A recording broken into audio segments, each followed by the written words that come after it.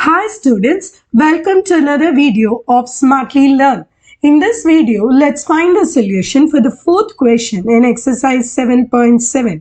Integral of x squared divided by root of x power 6 plus a power 6. So first we are going to make a small transformation. X cube is equal to t. So this means 3x squared dx is equal to dt, or x squared dx is equal to dt by 3. So let's take this modification to the integration. So this becomes integral of dt by 3, the whole thing divided by root of, if x cube is t, then x power 6 is t squared. So t squared plus a power 6. Now the 1 by 3 is a fraction that can be taken outside. So this is 1 by 3 integral dt divided by root of t square plus a power 6. So now directly in the formula method, so we will directly substitute 1 by 3 log of t plus root of t squared plus a power 6 plus c.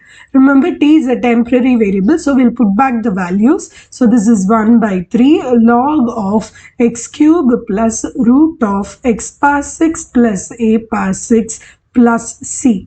Now let's take up the second subdivision. So in the second subdivision, we are going to make a small modification again. So here we are going to say x to the power 3 by 2 is equal to t. So now if you differentiate the left side, this is 3 by 2, x power half dx is equal to dt. Remember, root x dx is in the numerator, which is nothing but x power half dx. So x power half dx is going to be equal to 2 by 3 dt. Now let's put this in the expression. So the numerator will become integral 2 by 3 dt, the whole thing divided by root of, remember, x to the power 3 by 2 is 2, which means x cube is going to be equal to t squared. So I'm going to put this as t squared minus the a I'm not touching, so it is minus a cube.